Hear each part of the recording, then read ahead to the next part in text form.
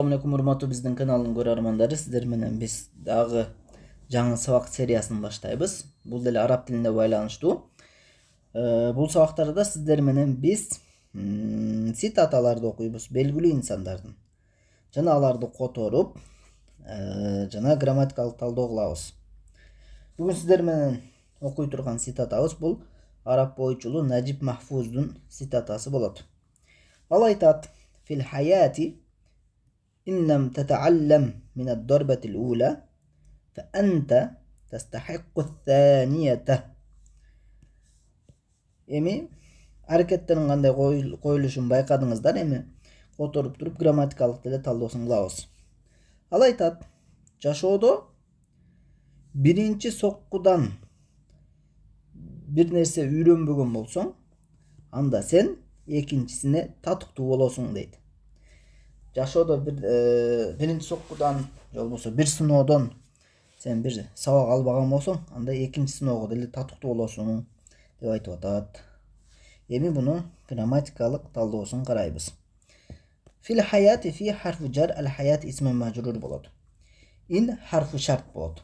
Билесиздер, ин келгенде бунун фиали шарты болуш керек, анан жавабы шарты болуш керек.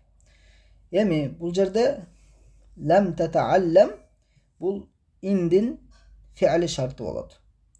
Фа анта тастахикку санията болсо, бунун жавабы шарты болот. Билесиздер, ин эки этишке кирет. Же болбосо эки фиал анан жавапка кире турган харф. Бунун фейли шарты болуш керек, анан жавабы же болбосо жаза шарты болуш керек.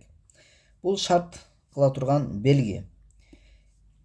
Эми лам болсо бул харфу нафи, татааллам болсо фейлу мудари. İçinde anta damir mustatir fail бар. Ал эми мин болсо харфу жар, ад-дарба бул исм мажрур, ал-ула бул сыфат болот.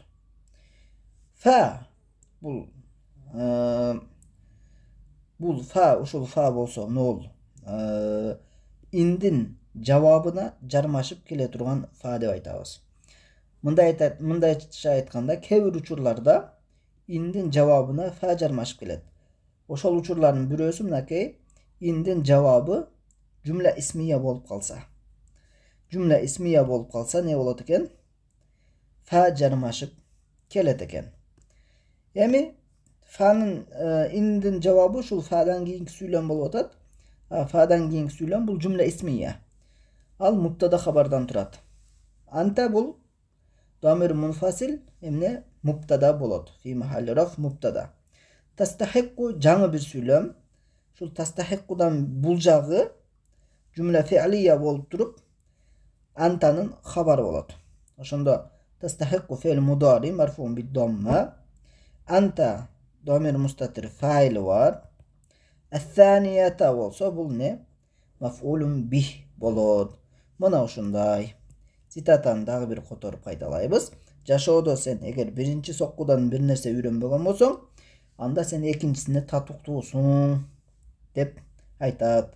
Мындайча айтканда, бир кыйынчылыктан бир нерсе үйрөнбөсөң, экинчи кыйынчылыкка сен татыктуусуң деп айтат. Мына ушундай. Аллахым илимиңиздерге берекесин берген болсун.